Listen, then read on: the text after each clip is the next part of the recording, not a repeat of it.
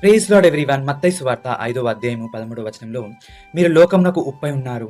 ఉప్పు నిస్సారమైతే అది దేని వలన సారం పొందును? అది బయట పడవేయబడి మనుషుల చేత తొక్కబడుటకే కదా అని చెప్పి యేసు ప్రభు చెప్పాడండి.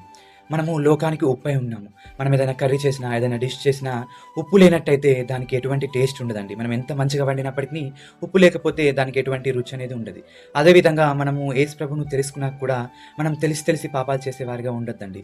ఎవరైతే నిజమైన దేవుని తెలవక పాప ఊబిలో పడి ఉన్నారో వారికి మనము మాదిరికరంగా జీవించి, మనల్ని చూసి ఈ పాపపు లోకంలో కూడా వీళ్ళింకా ఇంత పరిశుద్ధులుగా ఎలా జీవిస్తున్నారు అని చెప్పి మనల్ని చూసి మన దేవుణ్ణి ఎరిగేలాగా మనము జీవించాలని చెప్పి దేవుని వాక్యం సెలవిస్తుంది. మనం కూడా ఆ లోకంలానే పాపాలు చేసి జీవించినట్టయితే మన ద్వారా దేవుణ్ణి ఎవరు తెలుసుకోరండి. కాబట్టి మనము ఈ పాపలోకంలో పాపం ఉన్నప్పటికీ మనము దేవుణ్ణి తెలుసుకున్న వారిని కాబట్టి పాపం లేకుండా అనేకులు మనల్ని చూసి దేవుణ్ణి ఎరిగే వారిగా జీవించాలండి. అట్టి కృప దేవుడు మనందరికీ దయచేయును గాక. ఆమేన్.